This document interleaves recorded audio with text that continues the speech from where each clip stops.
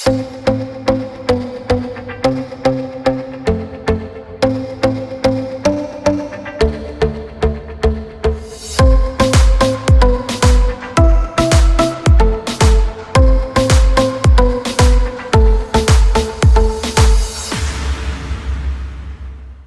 lundi, nouvelle édition de Visa Info, présentée par Zachary Toultran et Victoire Sursois. Bonjour à tous. Aujourd'hui, l'univers Visa compte 175 habitants. Bienvenue à Christine qui vient de rejoindre notre communauté.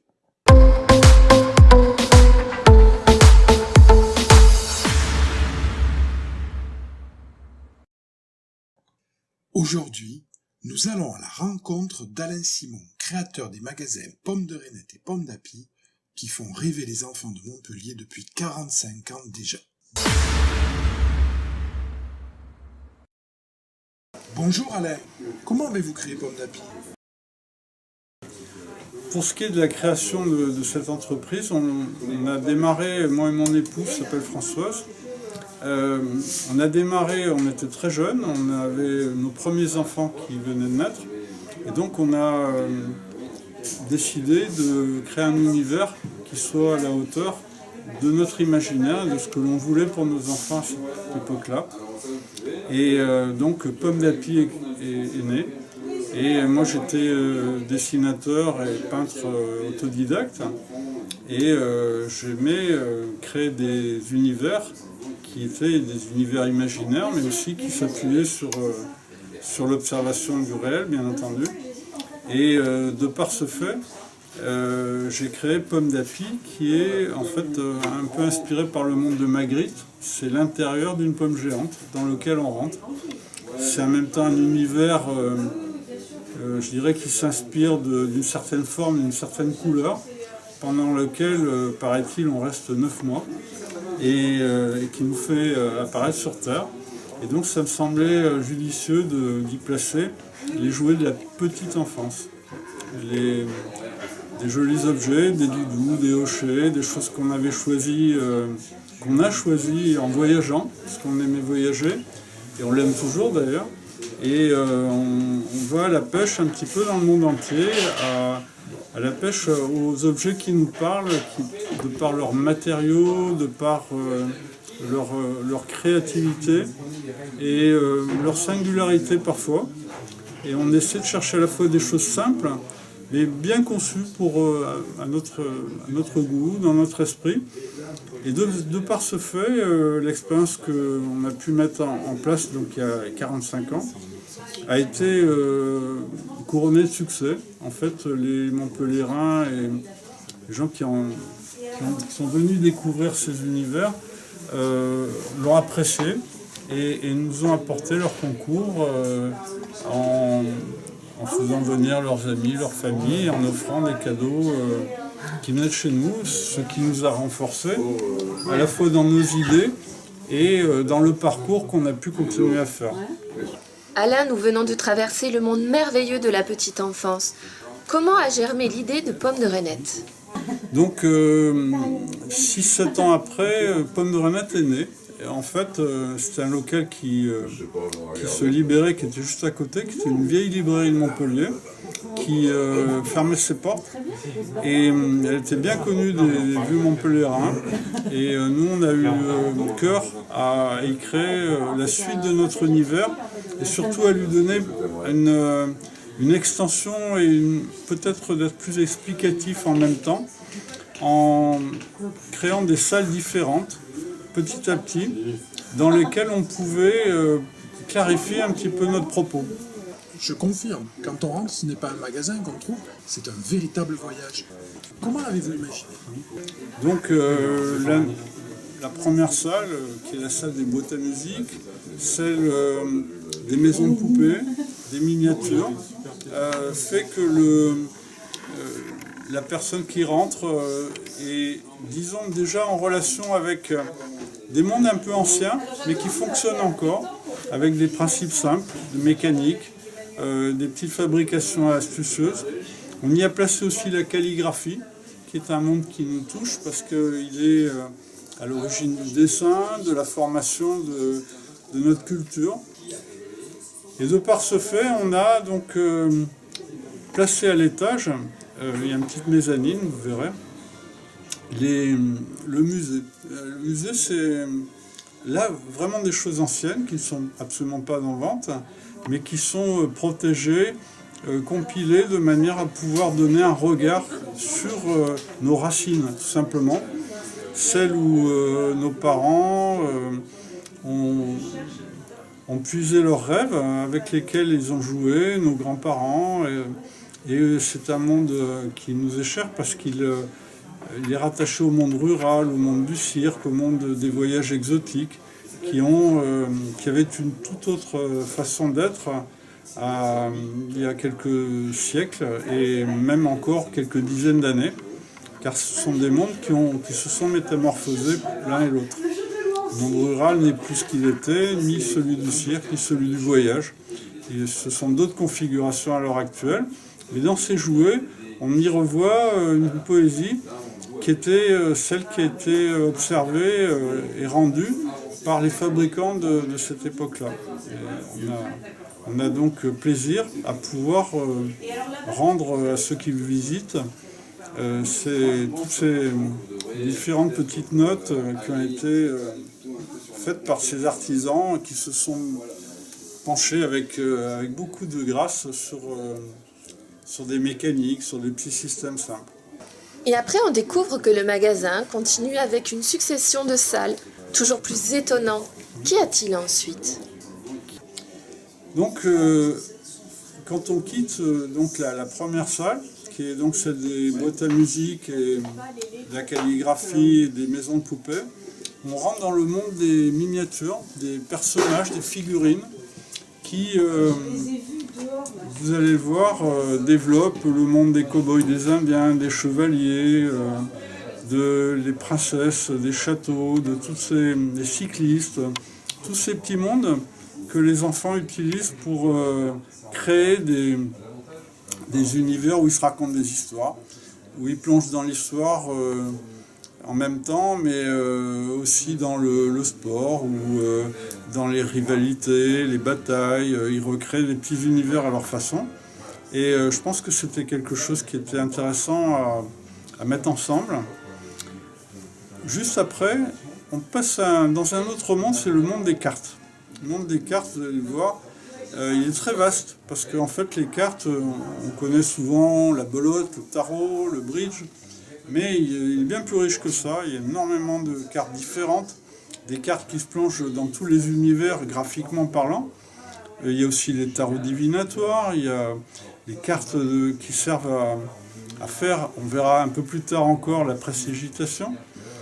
Mais toutes sortes de cartes historiques ou géographiques ou thématiques avec des costumes, avec des thèmes comme Alice au Pays des Merveilles, avec plein de choses différentes qui sont très riches et qui sont complémentaires les unes des autres. Et là, on est dans les prémices des jeux de réflexion. On y a placé aussi un secteur concernant les casse-têtes, ces petites choses astucieuses qui permettent de démonter, de comprendre, d'analyser des structures tridimensionnelles et de voir que c'est pas si simple de les recomposer une fois qu'on les a démontées. On n'a pas besoin d'avoir des techniques très complexes pour pouvoir découvrir le monde. Il faut partir des choses simples et c'est un petit peu le cheminement que tout au long de ce voyage on fait faire à ceux qui ont la curiosité de venir chez nous. On va passer à la salle suivante, qui est juste un peu plus loin. Donc c'est l'échiquier géant. C'est une salle où là, cette fois-ci, autant devant les maisons de poupées, on était des géants, autant là, on va devenir tout petit, on va se transformer en des petites personnes sur un échiquier géant avec une tour par laquelle on va rentrer, une tour géante, et on en sortira par une dame géante qui est posée sur cet échiquier. Cet échiquier, lui, se situe aux confins du désert, car c'est un monde qui nous a été apporté par des nomades, des gens qui voyageaient et qui réfléchissaient aussi, qui avaient un grand sens de l'observation des astres.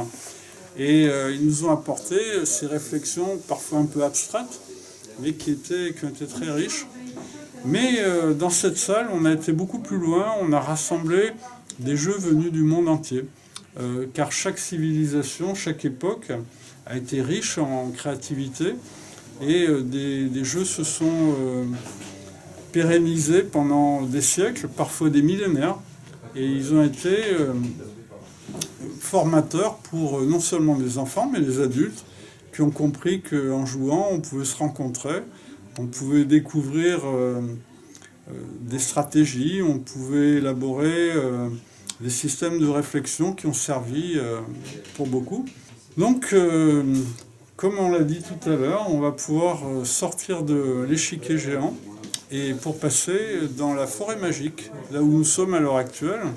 Et cette forêt magique, il y a deux thèmes que nous avons abordés, outre les décors, pour les expliciter. C'est l'un, le jonglage, les jeux d'adresse, tout ce qui est diabolo, yo-yo, balle de jonglage, toutes ces choses-là.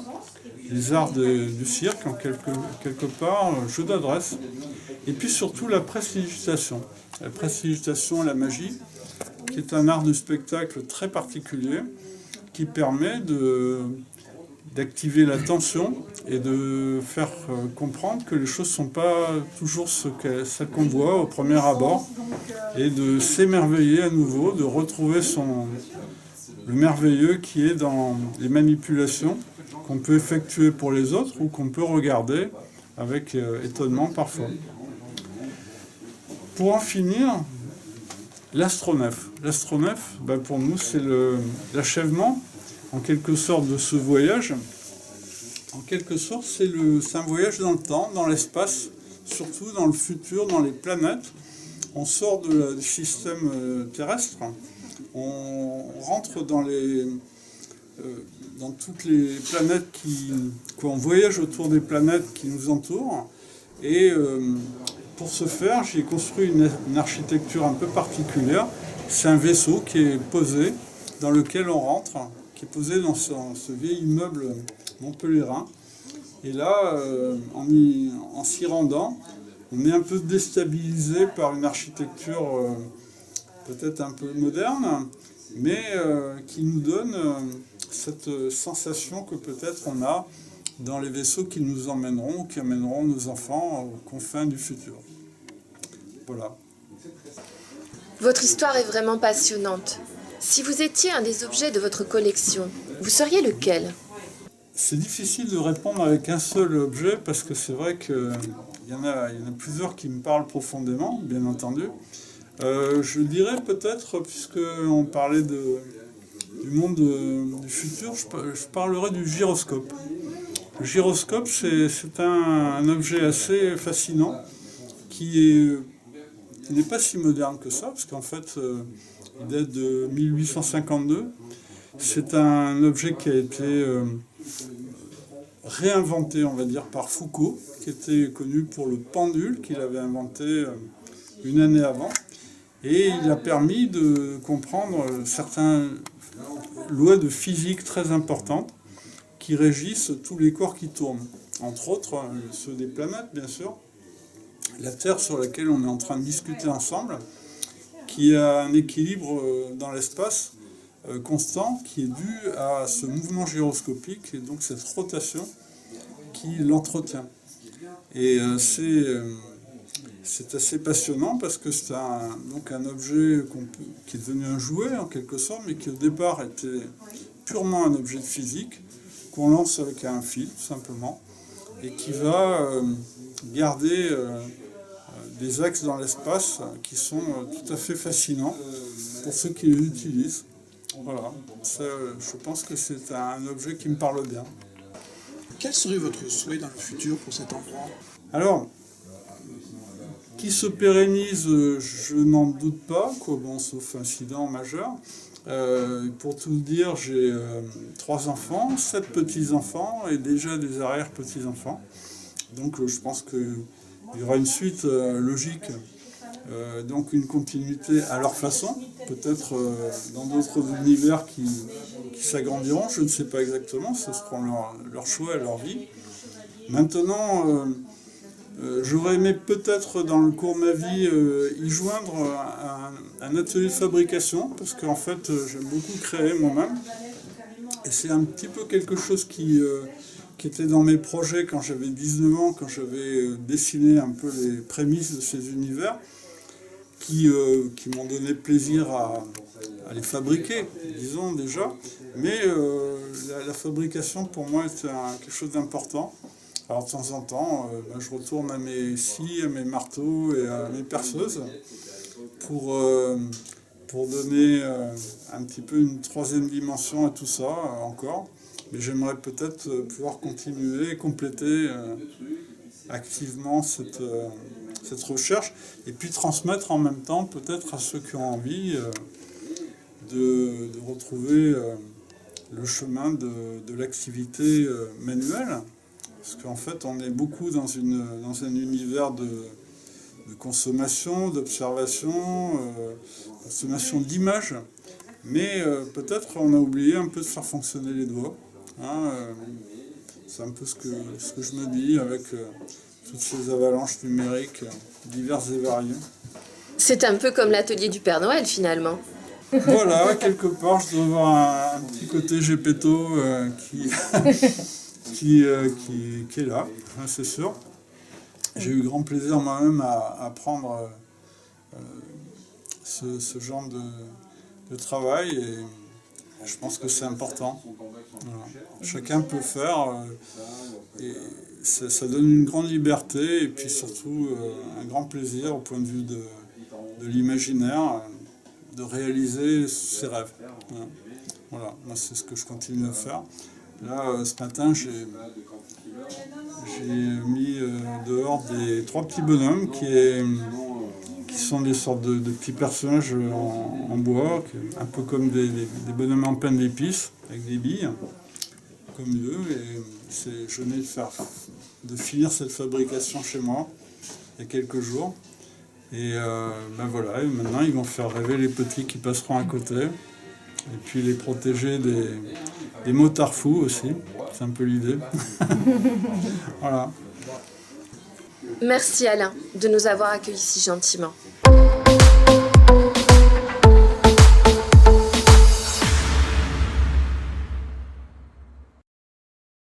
Alain Simon nous a parlé du pendule de Foucault.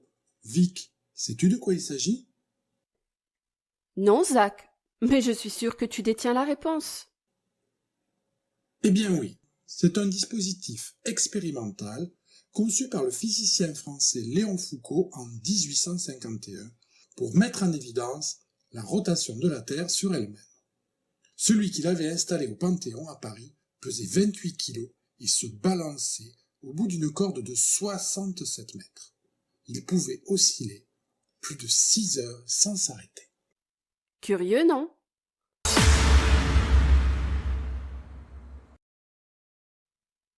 Voilà, c'est tout pour aujourd'hui. À bientôt pour une nouvelle édition de Visa Info.